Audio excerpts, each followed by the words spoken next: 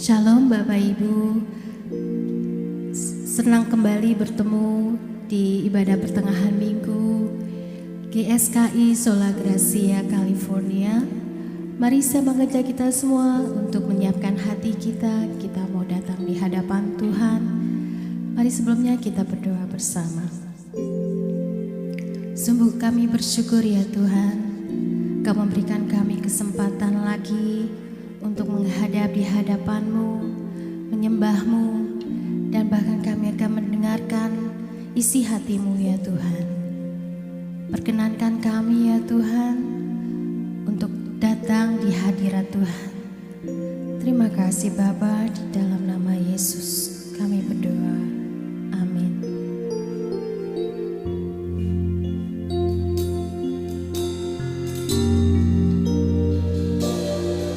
Setiap hari adalah harimu,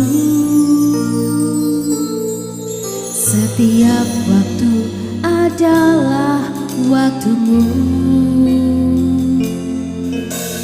Tak ada tempat bagiku karena Engkau penuhi ruang hidupku. Setiap hari adalah harimu, setiap waktu adalah waktumu. Tak ada tempat bagiku karena Engkau penuhi ruang hidupku.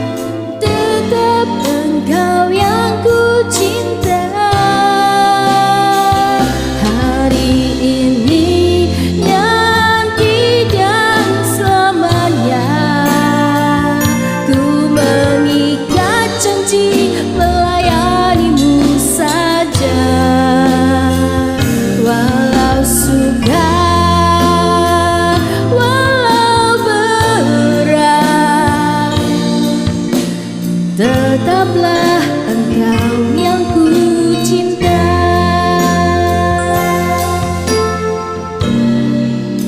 Katakan bersama. Hari adalah harimu, setiap waktu adalah waktumu.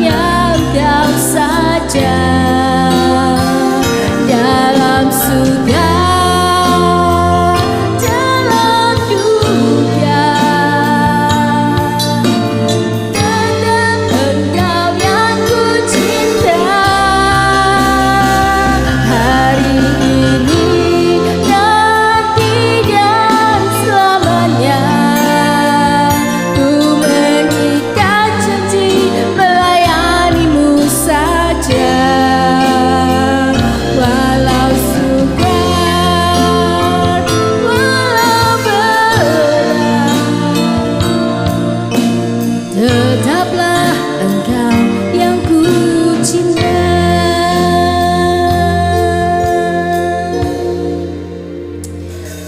Tetaplah Engkau yang kami cinta Tuhan. Kami memberikan seluruh hati kami untuk-Mu. Kami mau mengasihi Engkau lebih lagi Bapa, karena kami tahu kami adalah milik-Mu Tuhan.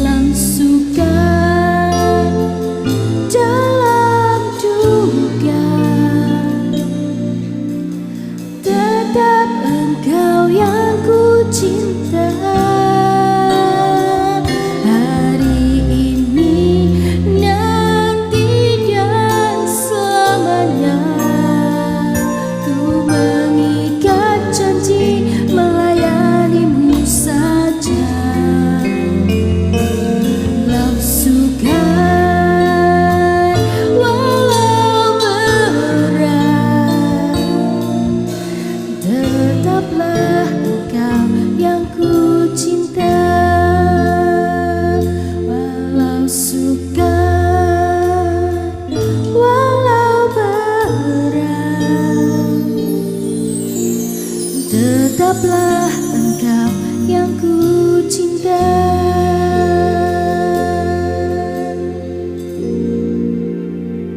Terima kasih Tuhan, hanya Engkau yang kami cinta. Haleluya. Ku tahu hidupku milik-Mu. Ku tahu nafasku dari-Mu. Ku tahu semua hana kasih-Mu. Ku ada untuk-Mu. Ku tahu hidupku milik-Mu. Ku tahu nafasku dari-Mu. Ku tahu semua karena kasih-Mu. Ku ada untuk-Mu. Ku pertaruhkan semua yang ku miliki, yang nanti pasti akan pergi. Tak ada lagi yang ku bawa sampai mati. Tak ku sesali melayani Engkau yang abadi.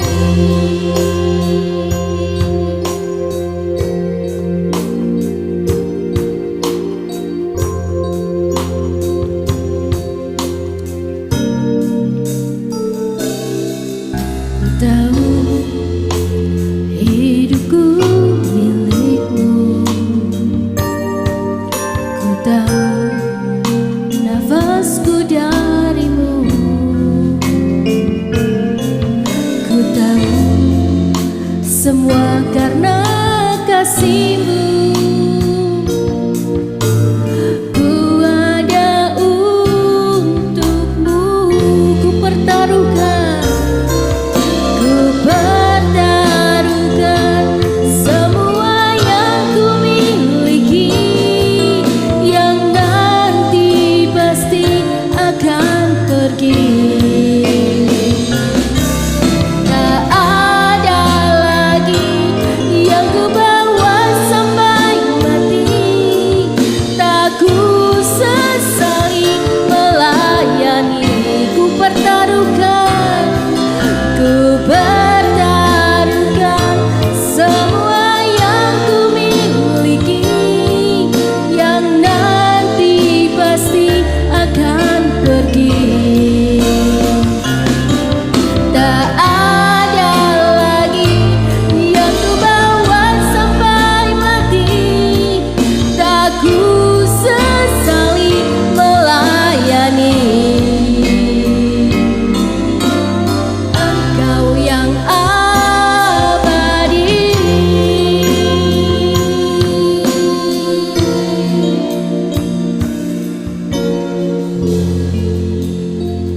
Tak ku sesali melayani Engkau, Engkau yang abadi.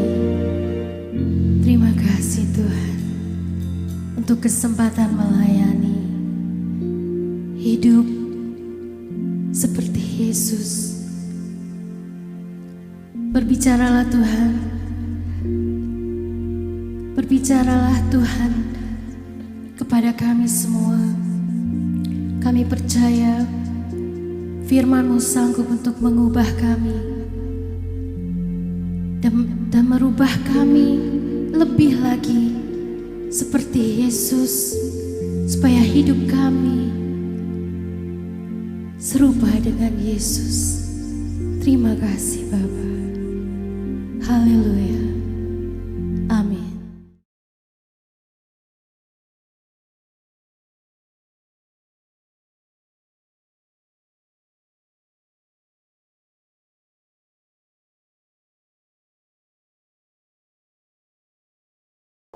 Apa kabar? Hari ini kita berkesempatan untuk mendengar kebenaran firman Tuhan yang tentu saya percaya akan memberkati dan membuat kita semakin berkenan di hadapannya. Untuk menjadi seorang yang pandai, yang pintar, kita bisa mencapainya dengan mempelajari suatu ilmu tertentu. Misalnya untuk bisa pelajaran matematika, kita tinggal belajar matematika secara rajin, secara giat, banyak latihan soal, tentu kita bisa. Nah, walaupun kita sebagai seorang ibu rumah tangga, tapi kita tidak boleh berhenti belajar. Bukan hanya firman Tuhan, kita juga harus belajar pengetahuan umum. Nah, pada kesempatan ini, saya mengajak kita semua bukan hanya menjadi pintar dalam suatu ilmu, tetapi kita menjadi seorang wanita yang bijaksana. Yang dimaksud dengan bijaksana adalah kemampuan untuk mengetahui saat dan tempat dan cara yang tepat untuk menggunakan pengetahuannya. Jadi itu bedanya antara orang bijaksana dan orang pintar. Bijaksana bukan hanya tahu tentang sesuatu, tapi dia juga tahu kapan harus mengungkapkannya, bagaimana caranya, kepada siapa, di mana, dengan baik, dengan tepat. Nah, dalam Alkitab ada banyak tokoh perempuan yang baik, yang bijaksana. Kalau di Israel menganut faham patriarh, yaitu garis keturunan laki-laki, ayah, maka perempuan dianggap memiliki kedudukan yang lebih rendah dibanding pria. Sehingga tidak heran jika di dalam Alkitab kita tidak banyak menemui nama-nama tokoh perempuan. Namun jika nama mereka ditulis, pasti ada sesuatu yang istimewa yang bisa kita pelajari dari kisah hidupnya. Nah, ibu-ibu, pada kesempatan ini kita akan belajar dari keteladanan seorang wanita yang bernama Abigail. Tentu saja ini bukan hanya berlaku bagi kaum wanita, juga berlaku bagi kaum pria, bagi bapak, ya, bagi kita semua. Tapi sebelum kita belajar tentang siapa Abigail, mari kita belajar tentang tokoh-tokoh yang ada dalam kehidupan Abigail. Kita belajar tentang Nabal. Nabal seorang keturunan Kaleb, gambaran orang Kristen. Sebab Kaleb adalah orang yang sangat dekat dengan Yosua. Tapi kelakuan Nabal sama sekali tidak mencerminkan sebagai orang yang mengenal Tuhan. Nabal adalah seorang peternak yang sangat kaya. Alkitab menulis bahwa ia mempunyai 3.000 ekor domba dan 1.000 ekor kambing. Pada saat itu, pada masa itu, kekayaan seseorang dihitung dan jumlah ternak yang dia punya. Tapi dari sini kita juga bisa bayangkan seberapa luas tanah yang dia punya untuk memelihara 4.000 ekor binatang tersebut. Pasti luas sekali. Nabal berarti bebal. Bebal adalah orang yang tidak bisa belajar dan diajar. Orang yang tidak bisa belajar dan diajar. Orang yang tidak mempunyai hikmat dan lemah. Itu arti kata Nabal. Ia membalas kebaikan dengan kejahatan. Ia juga seorang pemabuk. Nah, jadi kita bisa bayangkan ibu-ibu, orang seperti apakah Nabal itu? Orang yang bebal, yang gak bisa dikasih tahu. Dia membalas kebaikan dengan kejahatan, dan ia juga seorang pemabuk. Kira-kira ibu-ibu, mau gak kita punya suami seperti Nabal? Yang sifatnya seperti itu. Walaupun kekayaannya sangat luar biasa. Nah, ternyata kisah ibu menjawab bahwa harta kekayaan tidak bisa menjamin kehidupan rumah tangga, apalagi nyawanya. Karena ketika dia hidup dengan sembrono, dia mengalami serangan jantung. Di Alkitab kita kita membaca, dikatakan di sana ditulis terhentilah jantungnya dalam dada dan ia membatu, dia koma. Kita maklum karena saat itu Alkitab, maksud saya ketika Alkitab ditulis, ilmu kedokteran belum secanggih hari ini. Jadi dikatakan berhenti jantungnya dan ia membatu. Kira-kira 10 hari kemudian ia mati. Tokoh kedua yang kita mau pelajari dalam kehidupan Abigail yaitu Daud. Kala peristiwa ini terjadi, Daud belum jadi raja. Ia sedang dalam pengejaran Saul. Karena ia diurapi menjadi raja pengganti Saul, Saul marah sehingga berniat untuk membunuh Daud. Oleh sebab itu Daud lari dan bersembunyi di hutan, padang gurun dan gua-gua. Bangsa Israel banyak dikelilingi oleh musuh. Di selatan ada bangsa Filistin, Edom, Moab, Amon. Di utara ada bangsa Arab. Nah, salah satu objek serangan mereka adalah para peternak kaya seperti Nabal. Nah, jadi ada hubungannya nih ibu-ibu ya, Daud dengan Nabal. Nah, dengan adanya Daud dan pasukannya di sekitar Nabal, sebenarnya kekayaan Nabal yaitu ternak-ternaknya yang tadi 4.000 itu secara tidak langsung ikut terlindungi. Musuh tidak berani untuk mengutak-atik atau mengambil ternak Nabal karena ada pasukan Daud. Maka di ayat 15-16 ya kita baca di ayat 15 ke 16 dikatakan seperti ini. Padahal orang-orang itu sangat baik kepada kami. Mereka tidak mengganggu kami dan kami tidak kehilangan apa-apa selama kami lalu lalang di dekat mereka ketika kami ada di ladang. Mereka seperti pagar tembok sekeliling kami siang malam selama kami menggembalakan domba-domba di dekat mereka. Nah, pada waktu itu menurut tradisi di sana ada masa yang disebut masa mencukur bulu domba. Dan ini adalah sebuah masa ceria untuk menyambut para tamu. Nah, Daud sangat bijaksana. Daud tahu waktu yang tepat kapan harus menemui Nabal. Daud mengutus 10 orang untuk mendatangi Nabal untuk minta bantuan. Karena Daud dan tentaranya itu tentu perlu makan kan ya Bu-ibu. Nah, jadi Daud tahu pada saat Nabal sedang panen. Dikatakan masa mencukur bulu domba. Itu ada satu tradisi mereka. Di mana biasanya mereka dengan sukacita menyambut para tamu. Disitulah Daud dengan bijaksana memilih waktu yang tepat untuk minta bantuan Nabal. Pada saat pemangkasan bulu domba. Di mana kemurahan hati dan keramah tamahan biasanya ditunjukkan secara melimpah. Bahkan ia sendiri menyebut dirinya sebagai aku ini anakmu Daud. Nah, kita baca ibu-ibu ayat 6. Selamat, ini ucapan Daud. Selamatlah engkau, selamatlah keluargamu, selamatlah segala yang ada padamu. Baru-baru ini aku mendengar bahwa engkau mengadakan pengguntingan bulu domba. Adapun gembala-gembalamu yang ada dengan kami, tidak kami ganggu. Dan tidak ada sesuatu yang hilang daripada mereka selama mereka ada di Karmel. Tanyakanlah pada orang-orangmu, mereka tentu memberitahukan kepadamu. Sebab itu biarlah orang-orang ini mendapat belas kasihanmu. Bukankah kami ini datang pada hari raya?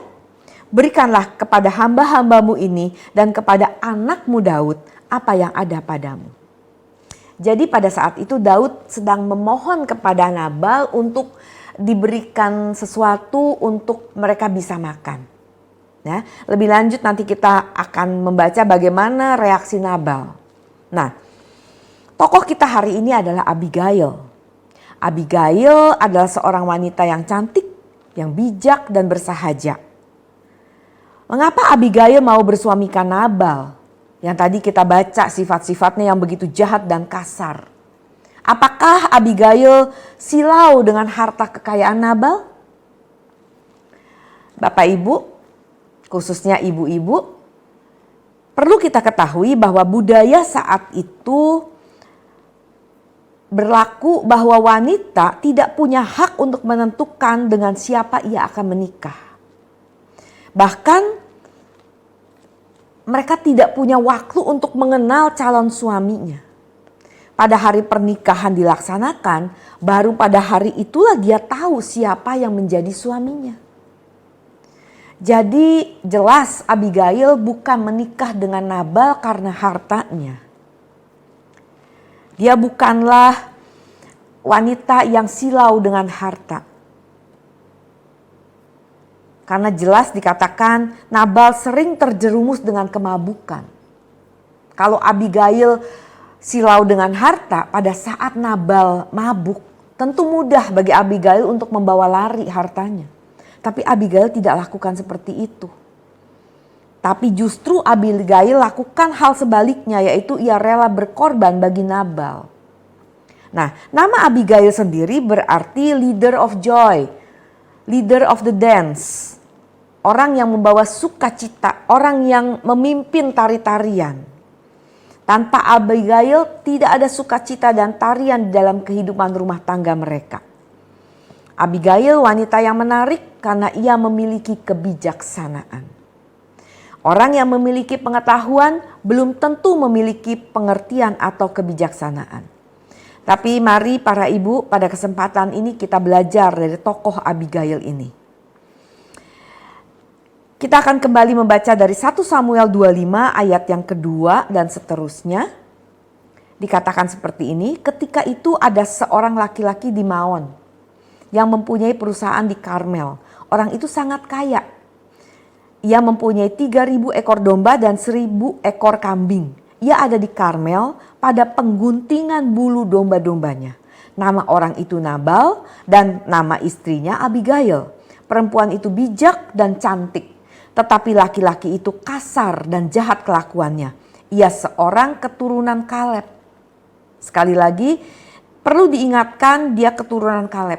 Karena Kaleb orang yang takut akan Tuhan. Ketika didengar Daud di padang gurun bahwa Nabal sedang menggunting bulu domba-dombanya, maka Daud menyuruh 10 orang kepada Daud dan berkata, "Pergilah ke Karmel dan temuilah Nabal. Tanyakanlah keselamatannya atas namaku. Dan sampaikanlah salam ini kepadanya. Selamat, selamatlah engkau, selamatlah keluargamu, selamatlah segala yang ada padamu. Baru-baru ini aku mendengar bahwa engkau mengadakan pengguntingan bulu domba. Adapun gembala-gembalamu yang ada dengan kami, tidak kami ganggu. Dan tidak ada sesuatu yang hilang daripada mereka selama mereka ada di Karmel. Tanyakanlah kepada orang-orangmu. Mereka tentu akan memberitahukan kepadamu. Sebab itu biarlah orang-orang ini mendapat belas kasihan. Bukankah kami datang pada hari raya? Berikanlah kepada hamba-hambamu ini dan kepada anakmu Daud apa yang ada padamu." Ketika orang-orang Daud sampai ke sana, berkatalah mereka kepada Nabal atas nama Daud, tepat seperti yang dikatakan kepada mereka. Kemudian mereka menanti. Nah, ini yang kita tunggu nih. Apa yang Nabal jawab kepada anak buah Daud? Siapakah Daud? Siapakah anak Isai itu? Pada waktu sekarang ini ada banyak hamba-hamba yang lari dari tuannya. Masakan aku mengambil rotiku, air minumku, dan hewan bantaian yang kubantai bagi orang-orang pengguntingku untuk memberikannya kepada orang-orang yang aku tidak tahu dari mana mereka datang? Nabal menolak. Nabal tidak mau merespon dengan baik permintaan Daud. Lalu orang-orang Daud itu berbalik pulang. Dan setelah sampai mereka memberitahukan kepadanya tepat seperti yang dikatakan kepada mereka. Kemudian berkatalah Daud kepada orang-orangnya, "Kamu masing-masing sandanglah pedang." Anak buah Daud ini, ingat ibu-ibu, ini tentara. Lalu mereka masing-masing menyandang pedangnya. Daud sendiri pun menyandang pedangnya. Sesudah itu kira-kira 400 orang maju mengikuti Daud. Sedang 200 orang tinggal menjaga barang-barang. Tetapi kepada Abigail, istri Nabal, telah diberitahukan oleh salah seorang bujangnya, katanya, "Ketahuilah, Daud menyuruh orang dari padang gurun untuk memberi salam kepada tuan kita, tetapi ia memaki-maki mereka. Padahal orang-orang itu sangat baik kepada kami. Mereka tidak mengganggu kami dan kami tidak kehilangan apa-apa selama kami lalu lalang di dekat mereka ketika kami ada di ladang. Mereka seperti pagar tembok sekeliling kami siang malam selama kami menggembalakan domba-domba di dekat mereka. Oleh sebab itu pikirkanlah dan pertimbangkanlah apa yang harus kau perbuat. Sebab telah diputuskan bahwa celaka akan didatangkan kepada Tuhan kita dan kepada seisi rumahnya. Dan ia orang yang dursila sehingga orang tidak dapat berbicara dengan dia. Beruntung Abigail punya pembantu yang berani berkata dengan dia, memberitahukan apa yang terjadi. Lalu segeralah Abigail mengambil 200 roti, 2 buyung anggur, 5 domba yang telah diolah, 5 sukat bertih gandum, 100 buah kue kismis dan 200 kue ara. Dimuatnyalah semuanya ke atas keledai. Lalu berkata kepada bujang-bujangnya, berjalanlah dahulu mendahului aku segera menyusul kamu. Tetapi Nabal suaminya tidak diberitahukannya. Ketika perempuan itu dengan menunggang keledainya turun dan terlindung oleh gunung, nampaklah Daud dan orang-orangnya turun ke arahnya dan perempuan itu bertemu dengan mereka. Daud tadinya telah berkata, sia-sialah aku melindungi segala kepunyaan orang ini di padang gurun, sehingga tidak ada sesuatu pun yang hilang daripada kepunyaannya. Ia membalas kebaikanku dengan kejahatan. Beginilah kiranya Allah menghukum Daud, bahkan lebih lagi daripada itu, jika aku tinggalkan hidup sampai pagi seorang laki-laki saja pun dari semua yang ada padanya. Daud sudah punya tekad untuk membunuh semua orang Nabal, termasuk seisi rumahnya, termasuk keluarganya. Nah, ketika Abigail melihat Daud, apa yang dilakukan? Ini yang mau kita belajar ibu-ibu. Segeralah ia turun dari atas keledainya, lalu sujud menyembah di depan Daud dengan mukanya sampai ke tanah. Perlakuan orang yang sujud menyembah dengan muka sampai ke tanah itu menandakan orang itu sangat menghormati orang yang dia hormati itu.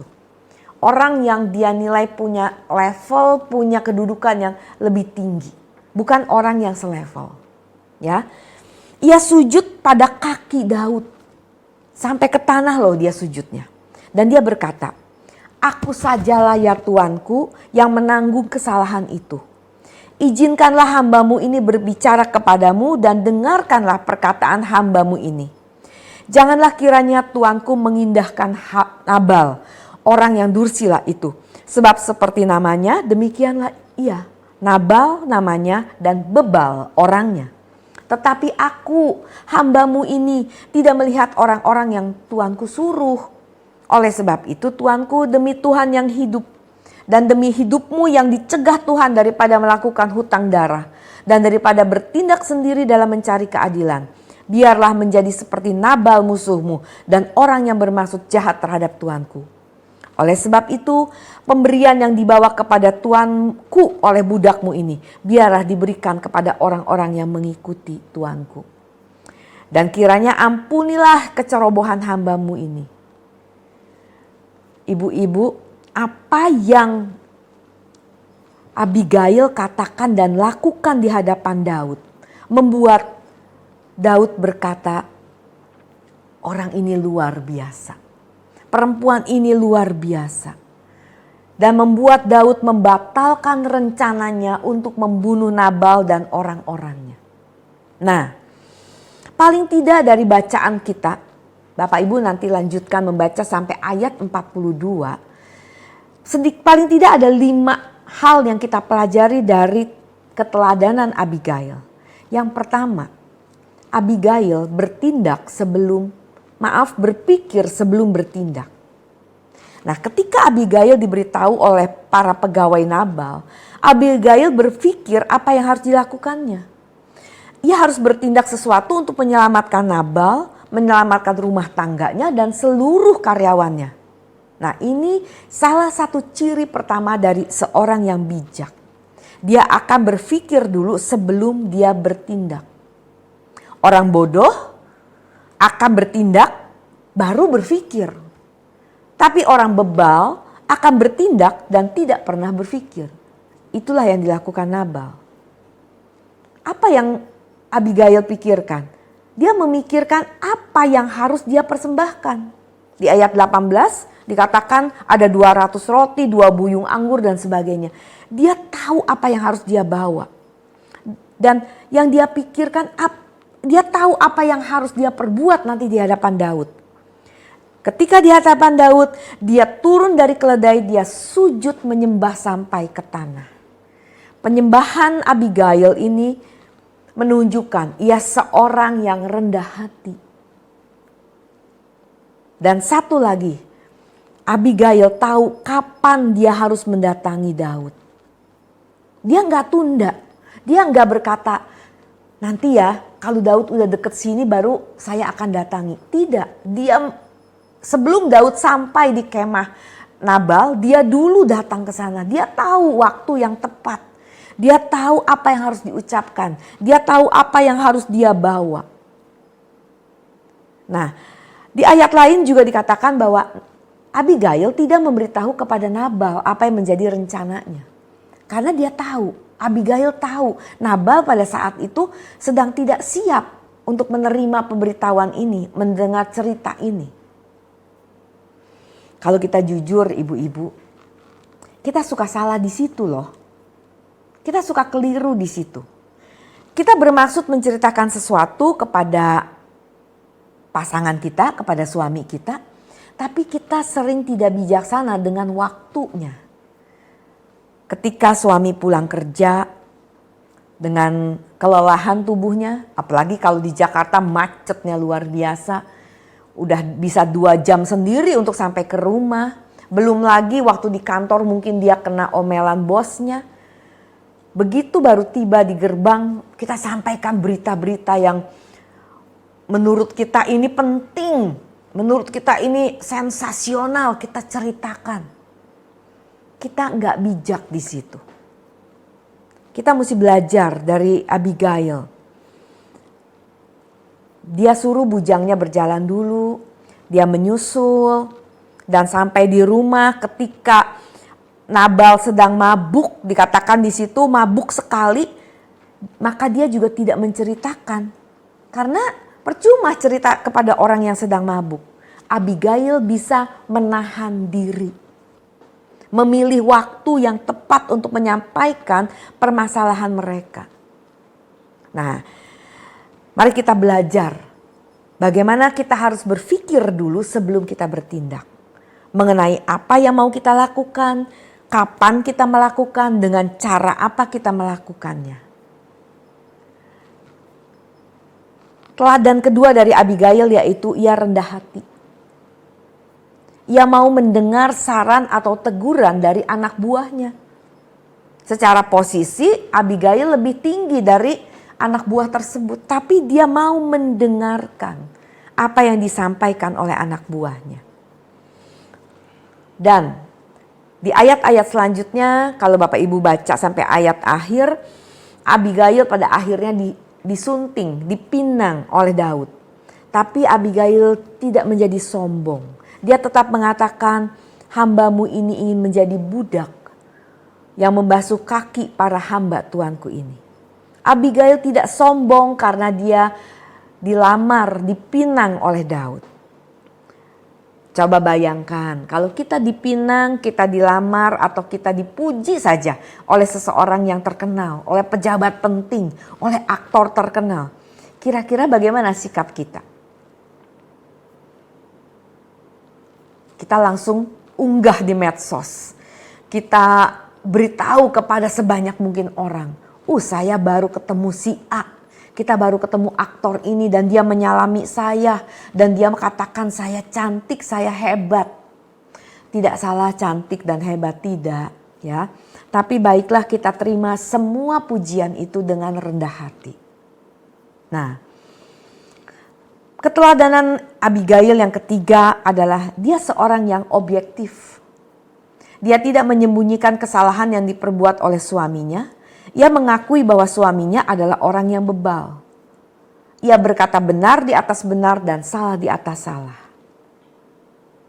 Nah, sejujurnya ketika kita diperhadapkan dengan keadaan seperti ini, seringkali kita tergoda, kita terpancing untuk menjelek-jelekan pasangan kita. atau seseorang yang membuat kita kesal atau marah. Kita membela diri dengan menutupi kesalahan, dengan membongkar kesalahannya dan kita menutupi kesalahan kita. Kita sudah tidak bisa lagi bersikap dengan objektif. Kita lebih bersikap subjektif.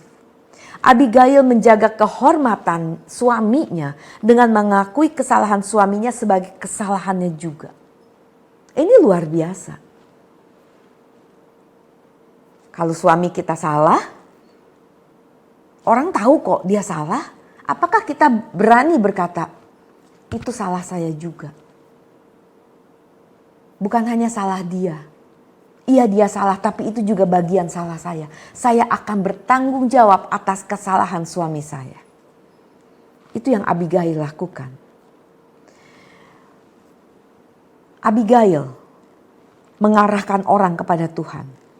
Ia mengungkapkan kepercayaannya kepada Daud bahwa Daud, engkau adalah wakil Tuhan. Mengakui bahwa yang Daud lakukan adalah perang Tuhan. Ia juga menunjukkan bahwa ia tahu janji Tuhan sehubungan dengan Daud dan kekuasaannya sebagai raja. Oleh karena itu di salah satu ayat dikatakan, Tuhan pasti akan memberimu tugas untuk menjadi pemimpin Israel.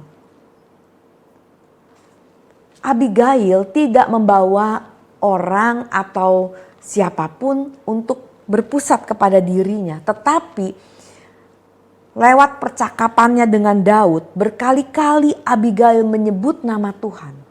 Dia mengingatkan Daud untuk tidak berbuat dosa, tidak berbuat jahat, tidak membalas kejahatan dan dengan kejahatan, tidak mencari keadilan dengan caranya sendiri. Dengan cara membawa Daud, mengingatkan Daud akan rencana Tuhan dalam hidup Daud.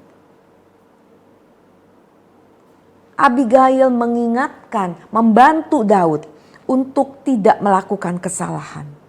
Dan reaksi Daud adalah ia menerima, ia menurut perkataan Abigail dengan baik, bukan dengan keterpaksaan. Sehingga Daud bisa berkata begini, terpujilah Tuhan Allah yang mengutus engkau menemui aku pada hari ini. Ketika kita berhadapan dengan seseorang, atau kita berhadapan dengan masalah, atau kita membantu orang, apakah kita membawa orang itu semakin mengenal Allah, atau kita justru membawa orang itu semakin memuji kita karena kebaikan yang kita lakukan? Baiklah kita belajar seperti yang Abigail lakukan. Kita menuntun orang lewat kebaikan yang kita lakukan, lewat semua kebijakan yang kita tuangkan. Membuat seseorang mengingat Tuhan, membuat seorang untuk kembali memuji Tuhan. Bukan membuat nama kita semakin dimuliakan. Dengan mengandalkan pengertian kita terhadap firman Tuhan, perkataan kita bisa diterima oleh orang lain dengan baik karena mendatangkan kebaikan bagi orang yang mendengarnya. Jangan kita ikut mengompori orang untuk membalas dendam, untuk berbuat salah, memperkarakan keadilan dengan cara manusia, dan diam-diam hati kita ikut puas di sana. Itu betapa liciknya hati kita. Tapi kita harus mendamaikan orang. Kita membawa orang untuk kembali melihat Tuhan. Untuk kembali mencari Tuhan. Keteladanan Abigail yang kelima yang kita mau belajar hari ini adalah setia. Ada satu hal menarik yang saya temukan dalam kisah ini. Setelah bertemu dengan Daud maksud saya, Abigail terus teringat akan pertemuan itu. Ia juga pasti memperhatikan perbedaan yang kontras. Secara manusiawi dia pasti melihat dong perbedaan suaminya yang bebal dengan Daud yang begitu bijaksana. Tapi di ayat 36 kita baca, sampailah Abigail kepada Nabal. Abigail kembali kepada suaminya. Ia bertekad untuk sebisa-bisanya menjalankan peranannya sebagai istri. ia harus memberitahukan kepada Nabal tentang pemberiannya kepada Daud dan kepada anak buahnya, karena Nabal berhak tahu. Abigail juga harus menceritakan bagaimana ia berhasil untuk menghindari bencana yang sebelumnya direncanakan oleh Daud. Dia tidak mau Nabal tahu dari orang lain dan membuat dia malu. Dia jujur kepada Nabal, tapi dia setia. Dia bisa saja, ternyata Nabal memang bikin susah dan orang ini baik sekali. Dan saya dapati dalam banyak konseling yang saya lakukan, banyak kasus perceraian terjadi karena istri membanding-bandingkan keadaan suaminya dengan pria lain. Dan paling sering adalah dengan pimpinannya di kantor. Suami saya begini, bos saya begitu. Suami saya nggak pernah lagi muji saya. Bos saya selalu tiap hari berkata, kamu cantik hari ini. Baju kamu bagus, pantas sekali dengan kamu. Ketika kita membanding-bandingkan seseorang dan kita temui kekurangan-kekurangan pasangan kita, itu menjadi satu celah yang bisa membuat kita tidak setia. Itu bukan alasan bagi kita untuk boleh tidak setia, Bapak Ibu. Mungkin kita gagal memperoleh suami yang takut akan Tuhan. Mungkin kita salah waktu memilih pasangan kita hari ini. Tapi ketahuilah ibu-ibu, kita belum gagal untuk menjadi bijaksana. Kita belum gagal untuk membawa pasangan kita kepada Tuhan. Untuk membuat dia menjadi seorang pria yang takut akan Tuhan. Abigail adalah sosok istri yang menyelesaikan masalah, bukan mencari masalah. Kebijakan Abigail ini kiranya dapat menjadi inspirasi bagi kita semua untuk hidup lebih bijaksana. Karena menjadi bijaksana adalah keharusan. Amsal 2 ayat 11 mengatakan, kebijaksanaan akan memelihara engkau. Kita terpelihara karena kita bijaksana. Kepandaian akan menjaga engkau. Supaya engkau terlepas dari jalan yang jahat. Dari orang yang mengucapkan tipu muslihat. Abigail membawa jalan keluar bagi Nabal. Bagi suaminya yang bebal itu. Dan hasil yang didapat oleh Abigail, dia dapat pujian dan perlindungan Tuhan. Ia mendapat berkat lebih dari yang dia harapkan. Dan pada akhirnya kita tahu bahwa Abigail akhirnya dipinang menjadi istri Daud. Ya. Ibu-ibu, dunia hari ini tidak bertambah baik. Kejahatan semakin parah. Tapi kita sebagai anak-anak Tuhan yang mengerti kebenaran, kesucian hidup kita pun harus semakin cemerlang. Tapi memang perlu pengorbanan, perlu perjuangan, perlu tekad, dan perlu ketekunan. Pilihan ada di tangan kita masing-masing. Maukah kita menjadi wanita yang bijaksana? Maukah kita seperti Abigail yang bisa memberikan jalan keluar, yang menjadi jawaban bukan hanya untuk keluarganya, bukan hanya untuk pasangannya, tetapi juga kita bisa menjadi jawaban untuk banyak orang di sekitar kita. Tuhan menempatkan kita di mana posisi kita hari ini masing-masing. Pasti Tuhan punya maksud tertentu. Dan kita harus berkarya di sana untuk kemuliaan namanya.